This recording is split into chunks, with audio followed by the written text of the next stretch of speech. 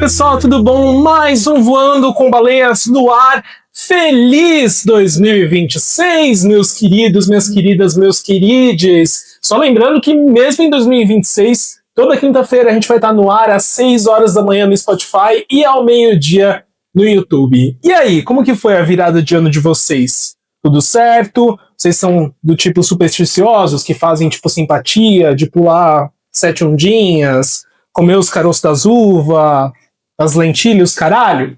Me contem que eu quero saber como foi o fim de ano de vocês. Eu estou fazendo aqui uma previsão, porque eu estou gravando esse episódio no dia 29, então eu estou vindo do passado para trazer notícias para vocês, tá? Tá um calor do caralho, não sei como tá no futuro, mas no passado tava muito quente. Não sei se piorou, não sei se vai estar mais infernal ainda, porque eu, principalmente, sou uma pessoa que sente muito calor. Acabei de sair do banho, eu já tô, o quê? Em pandarecos, já tô suando. O ar-condicionado tá ligado lá na sala e ele consegue chegar aqui no escritório.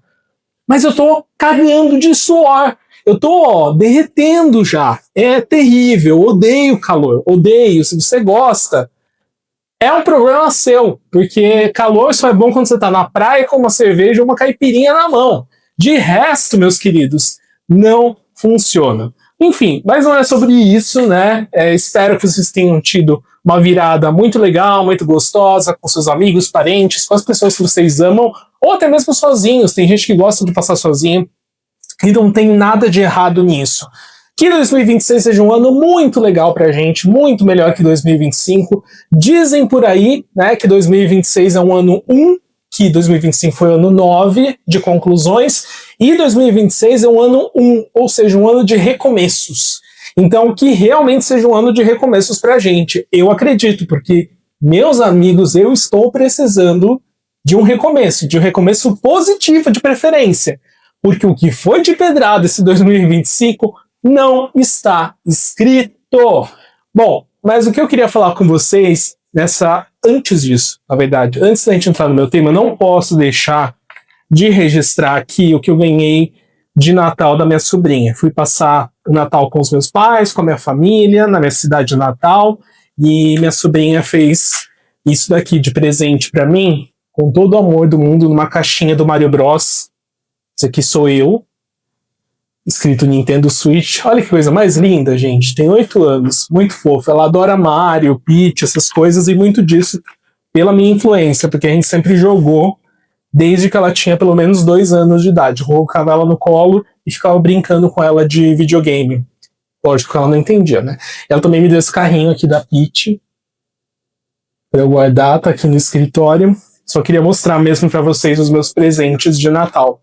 Mas ainda falando, né, nessa toada de fim de ano, começo de novo ano, que é tudo uma misturança só, né? O final de um ano e pelo menos a primeira semana de janeiro é aquele clima meio esquisito. E eu não queria fazer um vídeo falando de quais são suas metas para 2026, sabe por quê? Porque eu acho que essa história de metas coloca na gente uma pressão muito grande por resultados, para coisas sobre as quais muitas vezes a gente não tem controle. E eu vivi um 2025 em que o controle foi pego das minhas mãos, estraçalhado e jogado fora. Como vocês bem sabem, eu já contei aqui, eu perdi meu emprego regular em março de 2025, então a maior parte de 2025 foi muito focada nessa reestruturação de carreira, trabalhar como freelancer, pensar no meu próprio negócio, ressignificar muitas coisas, e foi uma prova muito grande de que a gente não tem controle de nada nessa vida, pelo menos uma prova para mim. Eu que tinha muitas certezas de muitas coisas, acabei dando com a cara na parede ao ver que a gente não tem certeza de nada, que o que a gente planeja, a vida dá risada na nossa cara e fala, hoje não, querido, vai ser de um jeito um pouquinho diferente, né? Não que 2025 tenha sido um ano bom, porque dinheiro todo mundo precisa, emprego todo mundo precisa, carreira todo mundo precisa. Graças a Deus, eu tenho uma condição que me permite, e me permitiu, e está me permitindo passar por essa fase de uma forma um pouquinho menos traumática e um pouquinho mais tranquila Não que seja tranquila, muitos dos meus planos mudaram, muitas das coisas que eu gostaria de fazer mudaram, muito da minha vida mudou pela questão de carreira e fluxo de caixa, enfim, detalhes, né, gente? Mas eu acho que, para mim, ficou a grande lição, e não querendo romantizar a falta de um emprego, porque eu sei que isso é um problema de muita gente, é o meu problema, é o problema de milhões de brasileiros, mas foi um momento em que eu, pelo menos, consegui entender que o controle não está na minha mão. Tem coisas que eu planejo, sobre as quais eu tenho controle, tem outras que eu não tenho controle. E sobre as quais eu não tenho controle, eu preciso aprender como agir em cima delas. É esse caso, por exemplo. Você pode ser o melhor profissional do mundo, você pode ser a pessoa que trabalha super bem, mas se, por exemplo, você não é dono do seu próprio negócio, você pode ser mandado embora a qualquer momento. Isso não está sob seu controle. E aí, o que você faz? Né? Então, eu queria conversar com vocês nesse vídeo, não sobre metas para 2026. Não que eu acho que a gente não deva ter metas definidas, porque se a gente deixa tudo muito solto, a gente não faz nada, né? Mas viver apenas por essas metas e se penalizar por não fazer, não realizar, aí realmente eu acho que é errado. Quando você fica muito, principalmente nas redes sociais, que chega no final do ano ou começo do ano seguinte, que o pessoal fica, minha meta foi cumprida, emagreci X quilos nesse ano, ganhei X de dinheiro, viajei para tantos lugares, e você pensa, porra, eu não fiz nada disso. Você acaba se comparando, e aquilo que é para ser um incentivo para você fazer para você, acaba virando uma penalização, porque você não fez justamente porque você está se comparando com outras pessoas. Então, só para a gente ressignificar isso, metas, objetivos, é legal ter, só que não é legal que você se penalize caso você não cumpra aquilo que você se propôs, porque muitas das nossas metas não são apenas dependentes do nosso esforço. Tem coisas que estão fora do nosso controle. E mesmo que quando você não consegue cumprir, você precisa pensar nisso de uma forma um pouquinho diferente. Do tipo, por que eu não consegui cumprir? O que entrou no lugar disso? O que foi mais importante? Qual outro lado da minha vida eu desenvolvi que não permitiu com que eu tivesse tempo, energia ou dedicasse esforços para essa meta específica? Eu não fiz algo, mas eu fiz outra coisa. Então vamos valorizar o que a gente fez, vamos valorizar o que nós conseguimos entregar, o que a gente conseguiu crescer no ano que passou, e pensar naquilo que a gente quer fazer com um sentimento positivo. Não aquelas metas impossíveis, que chega janeiro é aquilo, né? Todo mundo quer emagrecer, todo mundo quer ficar sarado, todo mundo quer economizar dinheiro, todo mundo isso, todo mundo aquilo. Mas vamos pensar nas metas possíveis. Por isso que eu quero sugerir que a gente pense nas não metas para 2026.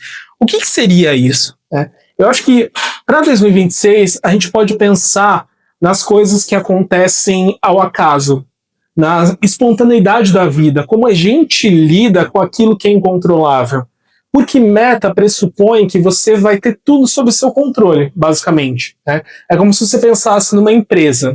A empresa sempre vai instituir algumas metas e vai querer que seus funcionários cumpram essas metas.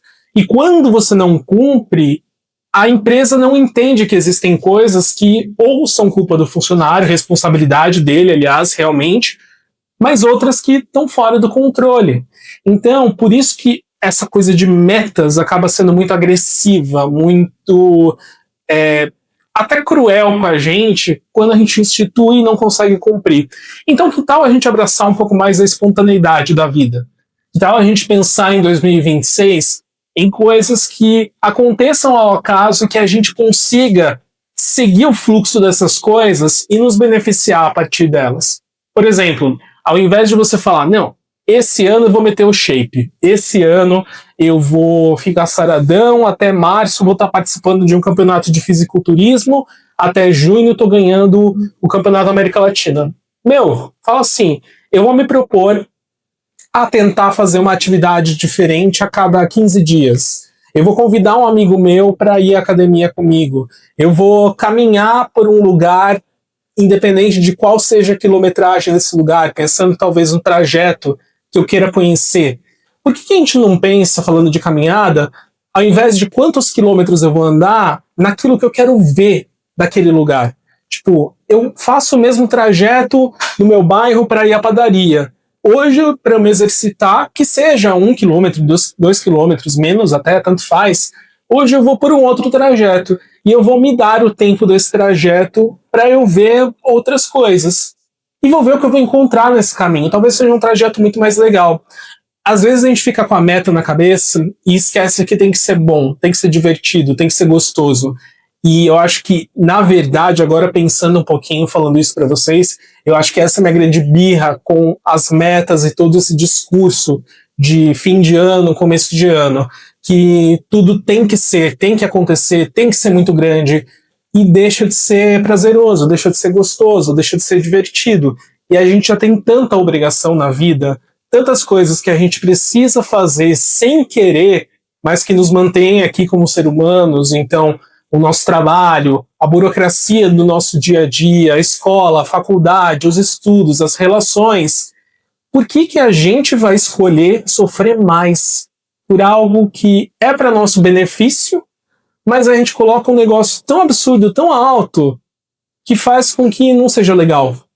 Para mostrar para o outro, para postar nas redes sociais depois, para chegar no fim de ano e falar: eu consegui, eu fiz, eu realizei. Para quem você quer dar esse prazer? É para o outro ou é para você? Porque o outro não vai ficar feliz por você. Sinto lhe dizer. O outro vai chegar no fim de ano, vai falar: nossa, fica biscoitando aí, tirando foto sem camisa, caso você tenha conseguido atingir a sua meta de ter um físico diferente, ou nossa, deve estar rico por estar viajando tanto. Ninguém vai ficar feliz por você, ou poucas pessoas vão ficar felizes por você. Então, para que criar metas impossíveis ou muito ambiciosas, muito grandes, se você não vai conseguir cumprir? Ou se elas vão ser muito difíceis, ou se vão te demandar uma energia e algo que não vai te deixar feliz de fato. Pense em metas, pense em objetivos que conciliem a espontaneidade da vida com o que você quer fazer, o que se apresenta na sua vida, o que a vida coloca como obstáculo no seu caminho. Ao invés de você falar: porra, não consigo ir 5 vezes na semana na academia. Gente, vai uma. Usa esse trajeto. Se você vai, por exemplo, a pé para o seu trabalho, usa esse trajeto para se exercitar. E vai observando o que está acontecendo no entorno. Usa as oportunidades da vida a seu favor. Usa a espontaneidade da vida e o não plano da vida a seu favor. Porque a gente criar um plano, a gente ameaçar ter um planejamento, abrir uma planilha de Excel, que a vida fala: não vai ser bem assim, não é desse jeito que vai funcionar, você vai por outro caminho.